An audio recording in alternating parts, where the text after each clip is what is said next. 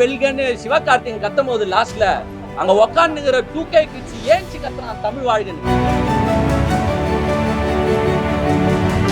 அந்த ஜென்ரேஷன்ல இருக்கும்போது எவனா தூக்கி போட்டு மிதிக்கன்னு தான் தோணும். ஏன்னா இந்த மாதிரி எவனாவது பண்ணுவானா அப்படின்னா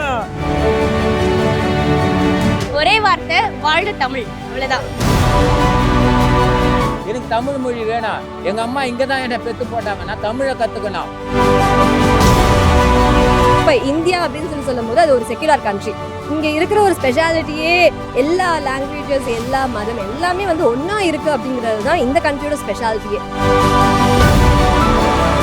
ஜனங்களை சுடன்னு சொல்றாரு தெரியுமா, அவர் கல்லஞ்சக்கார மனுஷனப்பா. Jayam Ravi, LIC, post office, தபால், மவுண்ட் ரோடு அங்க நடந்தது. புரிஞ்சுக்கினா கதை, இதுக்கு எதுக்கு மார்க்கு? பராசக்தி நல்ல ஒரு என்டர்டைன்மெண்ட், நல்ல ஒரு சூப்பரான ஒரு படம். இது பார்த்தீங்கன்னா வந்து ஃபுல் அண்ட் ஃபுல் வந்து பாலிடிக்ஸ், அதை பேஸ் பண்ணி ஹிந்தி எதிர்ப்பை பேஸ் பண்ணி தான் எடுத்திருக்காங்க. ஆனால் இது வந்து ஓவராலாக ஒரு படமாக பார்க்கும்போது நமக்கு ரொம்ப ரொம்ப ரொம்ப பிடிச்சிருக்கு. ஆக்சுவலாக ரொம்ப ரொம்ப சந்தோஷமாக இருக்குது படம் பார்க்கும்போது. ஜெயம் ரவி தான் பயங்கரமாக பண்ணியிருக்காரு, மிரட்டிவிட்டார் ஜெயம் ரவி ஆக்சுவலாக. ஏன்னா அந்த மாதிரி நெகட்டிவ் பண்ணுறது ரொம்ப கஷ்டம். நெகட்டிவாக ஒரு படம் பார்க்கும்போது அது ஒரு கோர்வையாக கொண்டு அருமையாக பண்ணியிருக்காங்க. அந்த ஜென்ரேஷன்ல இருக்கும்போது எவனா தூக்கி போட்டு மிதிக்கன்னு தான் தோணும். ஏன்னா இந்த மாதிரி எவனாவது பண்ணுவானா அப்படின்னா உண்மையிலேயே அந்த மாதிரி, அதாவது ஹிந்தி எதிர்ப்புக்காண்டி நம்ம மக்கள் உயிர் விட்டுருக்காங்க அப்படின்ற போது ரொம்ப வேதனைக்கூடிய ஒரு விஷயமா இருக்கு. அது செமையா பண்ணியிருக்காரு, சேட்டன் சார் தான் சூப்பராக பண்ணியிருக்காரு, அருமையாக பண்ணியிருக்காரு. படம் சூப்பராக இருக்குமா, அருமையாக இருக்குது. கண்டிப்பாக எல்லா தேட்டர் வந்து பாருங்கள். தமிழ், மலையாளம், தெலுங்கு இது அனைத்தும் சேர்ந்து ஹிந்தி எதிர்ப்பை வந்து, அது மட்டும் இல்லை சவுத்து மட்டும் இல்லை நார்த்துமே சேர்ந்து அங்கேயும் மொழிகள் இருக்குது, அதையும் காமிக்கணும் அப்படின்ற ஒரு நல்ல ஒரு கருத்துள்ள விஷயத்த இங்கே பதிவு பண்ணியிருக்காங்க. ரொம்ப நல்லா இருக்கு. 100க்கு 100 கொடுக்கலாம், நல்லா இருக்கு.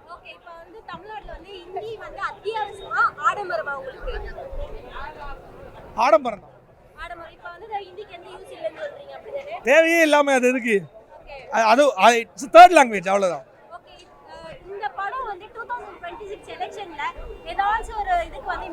கத்துக்கங்கடா, எப்படி கேள்வி கேது பாருடா, கத்துக்கங்கடா. Politics, no politics. இல்லை, இப்போ பேசிக்காக சொல்லணும் அப்படின்னா இவங்க சொல்கிறது இப்போ எல்லாத்துலேயுமே வந்து மொழி அப்படிங்கிறது ஒரு கம்யூனிகேஷனுக்கான ஒரு ப்ராசஸ். மொழியில் தான் நம்ம தாட்ஸ் இருக்கும், எல்லாமே இருக்கும், நம்ம என்ன நினைக்கிறோம், என்ன பண்ணுறோம் அப்படிங்கிறது சொல்ல முடியும். ஒரு குழந்தையே அவ்வளோ பக்குவமாக பார்த்துக்கணும்னா குழந்தைக்கு பேச முடியாது, அதனால் பார்த்துக்க முடியாது. இப்போ அதுக்கேற்ற மாதிரி இப்போ பேசுகிறது இருந்தால் தான் அங்கே என்ன நீட் அப்படிங்கிறது சொல்ல முடியும். ஒருத்தர் நீடோ இல்லை ஏதோ ஒன்று நம்மளோட தாட்ஸோ நம்ம கன்வே பண்ணுறதுக்கு மொழி ரொம்ப அவசியம். ஸோ அது அவங்களுடைய மொழியை எல்லாருடைய மொழியும் இருக்கட்டும்ங்கிறது தான். அண்ட் அதை தாண்டி இப்போ இந்தியா அப்படின்னு சொல்லும்போது அது ஒரு செக்யுலர் கண்ட்ரி. இங்கே இருக்கிற ஒரு ஸ்பெஷாலிட்டியே எல்லா லாங்குவேஜஸ், எல்லா மதம் எல்லாமே வந்து ஒன்றா இருக்குது அப்படிங்கிறது தான் இந்த கண்ட்ரியோட ஸ்பெஷாலிட்டியே. ஸோ அதை விட்டுட்டு எல்லாரும் ஒன்றா இருக்கணும் அப்படிங்கிறது வேண்டாம், எல்லாரும் அவங்களோட இதை வந்து அவங்க செரிஷ் பண்ணிக்கிட்டோம் அப்படிங்கிறது தான் சொல்லியிருக்காங்க. அண்ட் குறிப்பாக இதில் வந்து ஒரு போராட்டம் ஒன்று காட்டும் போது அதுலேயுமே வந்து ரொம்ப யூனிக்காக ஒன்று நல்லா பண்ணியிருந்தாங்க. அது வந்து எனக்கு ரொம்பவே பிடிச்சிருந்தது. அண்ட் வந்து இந்த டோட்டலாக இவங்க இந்திய எதிர்ப்பை பற்றி பேசவே இல்லை, இந்தி திணிப்பை பற்றி தான் பேசிகிட்டு இருக்காங்க. அண்ட் லாஸ்ட்லேயுமே வந்து ஒரு சில வேர்ட்ஸ் வைக்கும் போது இப்போ தெலுங்கு இம்போசிஷன் பண்ணியிருந்தாங்களும் நாங்கள் அகெயின்ஸ்டாக தான் சொல்லியிருப்போம் அப்படின்னு சொல்லும் போது இதெல்லாம் நல்லா தான் இருந்தது. ஓம் சக்தி பராசக்தி, ஓம் சக்தி பராசக்தி அப்படின்ற டைட்டிலுக்கு ஏற்ற மாதிரி படம் பயங்கரமாக இருந்துச்சு. ஐயா, இந்தியை படிக்க சொல்லி உயிரை எடுக்காதீங்கய்யா, எங்களுக்கு பிடிச்சா படிக்கிறோம், இல்லைனா விட்டுருங்கய்யா அப்படின்றத ரொம்ப ஆணித்தனமாக சொல்லியிருக்காங்க. படம் பயங்கரமாக இருந்துச்சு. என்னென்னா இதில் இந்தியை மட்டும் பேசியிருக்காங்க, இங்கிலீஷையும் சேர்த்து பேசியிருக்கலாம். இப்போ அதர்வா வந்து டிகிரி சர்டிஃபிகேட்டை கொளுத்துவார், அதனால் போயிட்டு எஸ்கே அடிப்பார்.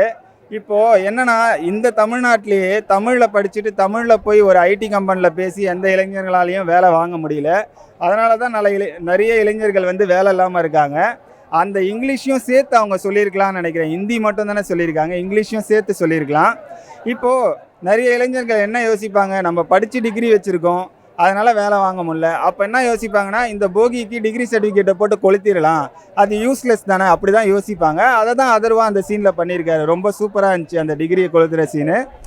படம் ஓவராலாக பயங்கரமாக இருந்துச்சு. ஃபுல்லாக ஹிந்தி தான், ஹிந்தி மட்டும்தான். ஹிந்திக்கு நாங்கள் வந்து எதிரானவங்க கிடையாது, இந்தியை எங்கள் மேலே திணிக்காதீங்க அப்படின்னு சொல்லியிருக்காங்க.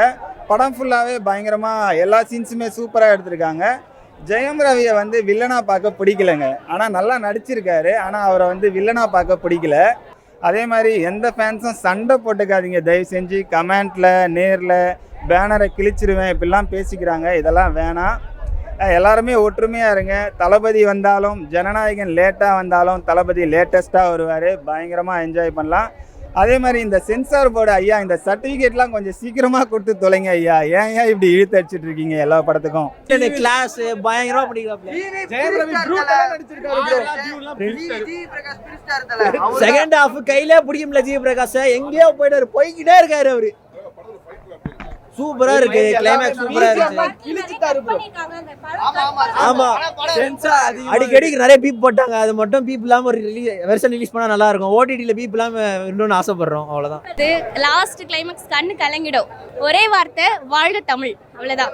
நம்ம தமிழுக்காக நம்ம முன்னோர்கள் எவ்வளவு போராடி இருக்காங்க அப்படின்றத இது அழகா சொல்லியிருக்கு இந்த படம். எல்லாருக்குமே ஈஸியா கன்வே ஆகும். போய் பார்க்கலாம், எல்லாருமே பார்க்கலாம். அவங்க கரெக்டான ரோல், யார் யாருக்கு எது கரெக்டாக கொடுக்கணுமோ அதை அழகாக கொடுத்து நம்ம கிட்ட எப்படி கொண்டு வந்து சேர்க்கணுமோ அப்படி பண்ணியிருக்காங்க. புரியல. 3 அவங்களோட காம்போ ஒரு சீன்ல வரும் 3 பேருக்குமே. அது பயங்கரமா இருக்கும். அது சொல்ல முடியல, நீங்க பார்த்தா தான் தெரியும்.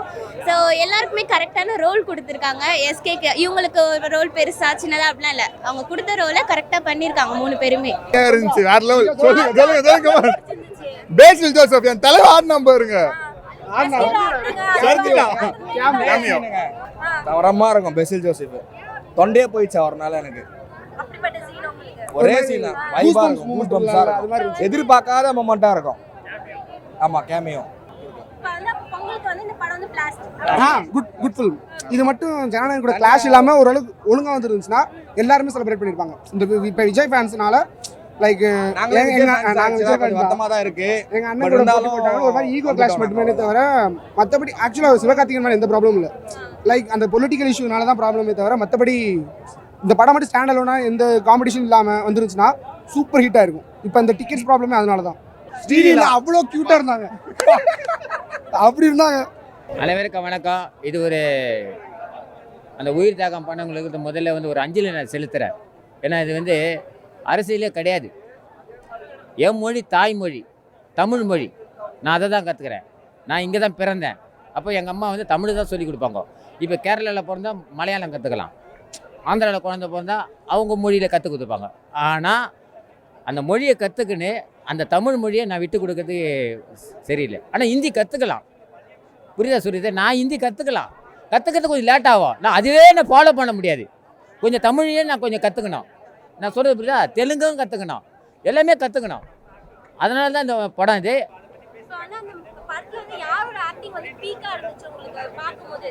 எனக்கு சிவகார்த்திகேயன் நான் நன்றி சொல்லணும். ஏன்னா இந்த ஸ்கிரிப்ட் வந்து நிச்சயமாக வேறு நடிகர் நடிச்சிருப்பாங்களேன்னு டவுட்டாக இருக்குது. ரொம்ப டவுட்டு தான். ஏன்னா சில பேர் வந்து எப்படி வேணால் பணம் சம்பாதிக்கணும்னு நடிப்பாங்க, புரியுதா சொல்கிறேன்? 4 ஃபைட்டு 5 ஃபைட்டு கொடுத்துட்டு. ஆனால் இந்த கதை எப்படி தேர்ந்தெடுத்து தைரியம் வந்தது தான் நான் பாராட்டினேன். அவரை சிவகார்த்திகேயன் தான் நான் பாராட்டினேன். ஏன்னா அந்த செரின் என்ற கேரக்டர் சாதாரண விஷயமே கிடையாது. நம்ம வருத்தப்படாத வாலிபர் சங்கம் சிவகார்த்திகேயன் நீ பார்த்தீங்கன்னா மண்டியிலே ஏறாது. மரம் மண்டிகை ஏதாவது ரஜினி முருகன் பார்த்தீங்கன்னாலும் மரம் மண்டியில் ஏறாது. ஆனால் செரின் என்ற கேரக்டரில் நடித்த சிவகார்த்திகேயனை பார்த்தா தான் அந்த ஸ்க்ரீன் பிளே என்னன்னு புரியும். இதில் ஜெயம் ரவிக்கு ஒரு நன்றி சொல்லணும். சூப்பராக நல்லா ப்ளே பாய் பண்ணிக்கிறாரு. அவருடைய போர்ஷன்லாம் ரொம்பவே மிரட்டலாகவே இருக்குது. ஈவு இறக்கலாமே பண்ணுறாரு. அதுதான் நடிப்பு. சாதாரண ஈவு இறக்கலன்னு இல்லை, அதுதான் நடிப்பு. ஒரு சுட்டி குருவி தள்ளுற மாதிரி ஜனங்களை சுடன்னு சொல்கிறாரு தெரியுமா? அவர் கல்லஞ்சக்கார மனுஷனாப்பா ஜெயம் ரவி. சூப்பர் நடிப்பு தான் சொல்ல வரேன். ஏம்மா இது 10 மார்க்கே நான் கொடுப்போம்மா. எனக்கு தமிழ் மொழி வேணுமா, புரியுதா? எனக்கு தமிழ் மொழி வேணும். எங்கள் அம்மா இங்கே தான் என்னை பெற்று போட்டாங்க. நான் தமிழை கற்றுக்கணும். 2026 நான் பார்க்க மாட்டேன். 64 65 தான் நான் பார்ப்பேன். நான் கடந்து வந்தேன், நடந்த சம்பவம் என் கண்ணு எதிர்க்க பார்த்தவன். 80ல் பார்த்தேன், 80ல் பார்த்தேன். நான் 64 எனக்கு வயசு என்ன இருக்கேன் கொஞ்சம் யோசனை பண்ணுங்க. 80ல் நடந்தது. கோயம்புத்தூரில் நடந்தது, பொள்ளாச்சியில் நடந்தது, திருச்சியில் நடந்தது, எல்ஐசி போஸ்ட் ஆஃபீஸு, தபால், மவுண்ட் ரோடு அங்கே நடந்தது. புரிஞ்சிங்கன்னா கதை. இதுக்கு எதுக்கு மார்க்கு? இதுக்கு மார்க்கே தேவையில்லை. நான் நடந்ததே சொல்கிறேன், மார்க்கே தேவையில்லை. பராசக்தி படம் வந்து ஓவரால் பார்க்கலாம் ஒரு புரட்சி வெடிச்சிருக்கு. ஏன்னா பார்த்தீங்கன்னா பராசக்தி அந்த காலத்து பராசக்தியில எத்தனை பேர் நீங்க பாத்தீங்கன்னு சொல்லி தெரியாது. அது மிகப்பெரிய ஒரு புரட்சி ஏற்படுத்தின படம். அதே போல சிவகார்த்திகேயன் நடிச்ச படம் வந்து ஒரு மிகப்பெரிய ஒரு புரட்சி ஏற்படுத்தணும். ஏன்னா மொழின்றது சாதாரண நினைச்சிட்டு இருக்காங்க. எல்லாம் பார்த்தீங்கன்னா என்ன நீ எத்தனை காலம் தான் உனக்கு மொழியை வச்சு அரசியல் பண்ற அப்படின்னு சொல்லி கேட்பாங்க. அவங்களாம் கண்டிப்பா கட்டாயம் இந்த படம் பார்க்கணும். ஏன்னா அக்காலத்து மாணவர்கள் வந்து நமக்காக இருந்திருக்காங்க. அதனாலதான் நம்ம வந்து இப்ப தமிழ்ன்ற மொழி வந்து பயங்கர எதுக்காக இருந்தாலும் ஒரு பேசிட்டு இருக்கோம்னா அது அவங்க கஷ்டப்படுறதுதான் காரணம். அது அதே போல பாத்தீங்கன்னா இந்த படம் வந்து சுதா ரோமரா வந்து எடுத்துக்கிறாங்க. அவங்கள வந்து பாத்தீங்கன்னா வேற ஸ்டேட்காரங்க சொல்லிட்டு சொல்றாங்க. ஆனா நம்மளுடைய தமிழோட வரலாறை வந்து பக்காவா என்ன இருக்கோ நம்மளுக்கே தெரியுமா தெரியாதான்னு தெரியல. அவங்க எடுத்துக்கிறாங்கன்னா அப்ப எந்த அளவுக்கு இந்த விஷயம் வந்து தமிழ் மொழி ரீச் ஆகிருக்கு, எந்த அளவுக்கு ரீச் ஆகிருக்கு. ஃபர்ஸ்ட் சிவகார்த்திகேயன் வந்து நம்ம எல்லாருமே ஹேட்ஸ் ஆஃப் பண்ணி ஆகணுங்க. ஏன்னா இந்த மாதிரி சப்ஜெக்ட் எல்லாருமே எடுத்து நடிப்பாங்களான்னா கண்டிப்பா நடிக்க மாட்டாங்க. ஆக்சுவலா சிவகார்த்திகேயனுக்கு நார்மலாவே பாத்தீங்கன்னா அவரோட ஆடியன்ஸ்க்கோ அவருடைய ஃபேன்ஸ்க்கோ ஒரு நல்ல கருத்தை சொல்லி நம்ம வெளியில அனுப்பணும். அவன் வந்து வெளியில போறவன் நம்ம படத்தால எதுனா ஒரு யூஸ்ஃபுல்லா அமையணும் அவனுக்குன்னு நினைக்கிற ஒரு கேரக்டர். உதாரணத்துக்கு அவரோட அமரன் படத்தை எடுத்துக்கோங்க. அந்த படத்தை பார்க்க வந்த ஆடியன்ஸ் அந்த 2K கிட்ஸ் வெளியில போகும்போது எப்படி தெரியுமா போனா, பா நம்ம நாட்டு ஆர்மி எவ்வளவு கஷ்டப்படுது, நம்மள பாதுகாக்க ஆர்மியில எவ்வளவு பேர் உயிர் தியாகம் செய்யறான், நம்ம இந்த நாட்டு பிரஜையா நல்ல பையனா இருக்கணும் அப்படின்ற ஒரு உணர்ச்சியோட அந்த 2K கிட்ஸ் வெளில போனான். இன்னைக்கு இந்த படத்தை பார்க்கும்போது அவன் இன்னொரு பூஸ்டோட வெளில போவான்ப்பா. அந்த காலத்துல தமிழ் மொழிக்காக எவ்வளவு பேர் கஷ்டப்பட்டு இருக்காங்கடா, எவ்வளவு பேர் இறந்து போயிருக்காங்க. அவன் ஏன் இறந்து போனான்? அவ்வளவு பேர் எதுக்கு இறந்து போனான்? 1965 கிட்டத்தட்ட 200 பேர் இறந்து போனாங்கன்றான். ஏன் இறந்து போனான்? அவன் வீட்டுல சாப்பாடு இல்லைன்னா, இல்ல வந்து படம் ரிலீஸ் ஆகலன்னு தற்கொலை பண்ணி செத்து போனானா? அவன் இறந்து போனது இந்த மொழி, நம்மளுடைய தாய்மொழி தமிழ் மொழி என்னைக்குமே அழிஞ்சிடக்கூடாது, இந்தி வந்து என்னைக்குமே இங்க வந்து திணிக்க கூடாது அப்படின்றதுக்காக ஒரு மொழி பற்றுல இறந்து போனா. கொஞ்சம் இல்ல, நிறைய கிட்டத்தட்ட ஆமாமா கிட்டத்தட்ட 25 to 30 பிளேஸ்ல கட் பண்ணிருக்காங்க. ஏன் ஒன்னே ஒன்று உதாரணத்துக்கு சொல்றேன், தீ பரவட்டும் தான் ஆக்சுவலா இதை ப்ரொமோட்டே பண்ணாங்க, தீ பரவட்டும். ஆனா இதை என்ன பண்ணிட்டாங்கன்னா சென்சர் போர்ட்ல தீ பரவட்டும்லாம் நீ போட்டனா நல்லா இருக்காது, வேலைக்கு ஆகாது, அதை மாத்துன்னு சொல்லி நீதி பரவட்டும்னு போட்டாங்க. ஸோ கூட ஒரு நீயை சேர்த்துட்டாங்க. ஸோ அதே மாதிரி நிறைய வார்த்தைகள் உள்ள மியூட்டு, நிறைய வார்த்தைகள் கட்டு. அவையெல்லாம் அசிங்கமான வார்த்தைகள் கிடையாது, ஒரு சிலதை குறிப்பிடுற வார்த்தைகள். அதை வந்து பார்த்தீங்கன்னா ஃபுல்லாகவே சென்சர் கட் பண்ணியிருக்காங்க. நிறைய சீன்ஸ் 25 to 30 சீன்ஸை கட் பண்ணி இந்த படமும் கஷ்டப்பட்டு தான் வெளியில வந்திருக்கு. ஒன்று வந்து தங்கத்தட்டில் கூப்பிட்டு வச்சு நீ போட்டுக்கோ, ஏன்னா இது வந்து ஸ்ட்ரெயிட்டாகவே ஒன்றிய அரசை தாக்குற ஒரு படம். இந்திய திணிச்சது யாரு? ஒன்றிய அரசு. ஸோ அதற்கு எதிரான ஒரு படம்னும் போது இதுவும் பல தடைகளை பல பிரச்சனைகளை தாண்டி தான் வெளில வந்திருக்கு. உங்களுக்கே நல்லா தெரியும் சென்சர் சர்டிஃபிகேட் எப்போ வந்துச்சு? நேற்று மத்தியானம் 3 மணிக்கோ 4 மணிக்கோ தான் சென்சர் சர்டிஃபிகேட் தராங்க. அதுக்கப்புறமா தான் படம் ரிலீஸு, அதுக்கப்புறமா தான் படம் புக்கிங்கு. அவ்வளோ ஆகியும் இன்னைக்கு தேட்டர் ஹவுஸ்ஃபுல்லாக ஓடிட்டு இருக்கு. அங்கே அந்த எனக்கு ஒரே சந்தோஷங்க இந்த படத்தை பார்த்ததுல. எனக்கு எப்பவுமே கருத்து சொல்கிற படங்கள் பிடிக்கும். ஒருத்தர் வந்து வெளில போகும்போது ஒரு சந்தோஷமாக போகிறான்னா ஐ ஃபீல் ஹாப்பி. அதுவும் இன்றைய காலத்து இளைஞர்களுக்கு அங்கே வந்து தமிழ் வாழ்க தமிழ் வெல்கன்னு சிவகார்த்திகேயன் கத்தும் போது லாஸ்ட்ல அங்கே உக்காந்துங்கிற 2K கிட்ஸ் ஏஞ்சி கத்துறான் தமிழ் வாழ்கன்னு. இதுக்கு மேலே உங்களுக்கு என்ன ஒரு படம் டெலிவரி பண்ணும்? இதுக்கு மேலே என்னங்க வேணும்? அந்த பார்க்குற ஆடியன்ஸ்க்கு அந்த கருத்து போய் சேருதுல, அந்த பாயிண்ட் போய் இடிச்சிச்சுல, அவனை நம்ம தமிழ் மொழிக்கு இவ்வளோ பேர் இறந்துருக்கான்னு அவன் உணர்றான். அதனால தான் அவனும் ஏஞ்சி தமிழ் வாழ்கன்னு கத்துறான். ஸோ அந்த ஒரு டெலிவரி இம்பேக்டை இந்த படம் ஏற்படுத்தியிருக்கு. அதுவே மிகப்பெரிய சந்தோஷம். இப்போ வருவானுங்க, படம் நல்லாவே இல்லையா, படம் மொக்கையா இருக்கான், ஃபர்ஸ்ட் ஹாஃப்ல ஆகும் செகண்ட் ஹாஃப்ல ஆகும், படத்துல ஒன்றும் இல்லைன்னு ஒரு குரூப் கிளம்பி வரும், வந்துதான் ஆகணும், வேற வழி கிடையாது. அது பேர்லாம் வைத்தெரிச்சல், அதெல்லாம் புறம் தள்ளுங்க.